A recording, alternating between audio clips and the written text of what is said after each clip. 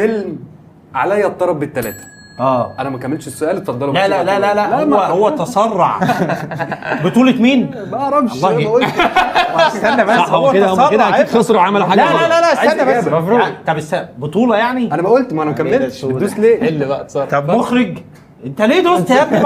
هم معهمش تايم. طب ادينا حاجه معاهم. طب اعتبرني انا جديد. هو معلش، هو ده تسرع الشباب. بس الشباب اللي واخدوا الرماز مع الكلام بالحياد. الراجل في بيف يا اسطى. طب قول لي، طب يعني اخراج؟ طب ما انا بقربها لك. الاجابه قول السؤال تاني. طب قول عليا الطرب بالثلاثه. سعد الصغير 2006 على الطرب بالثلاثه، ده اللي انا قلته. سعد الصغير. طيب مين؟ اجابه على الطرب ريكو. بالثلاثه. ما دول كانوا ابطال الفيلم. انا فهمت انت عايز ايه. عايز تقول حاجه؟ سمان خشاب. اجابه خاطئه لا طبعا. مش سمان. طيب هروح للتيم ده وهم ما ينفعش يتكلموا. ماشي. انا عايز منكم اجابه بقى خلاص. قول السؤال. هكمل السؤال.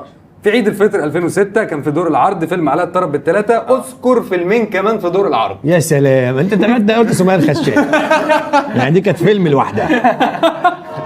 روحوا شوفوا الحلقه دلوقتي على اليوتيوب.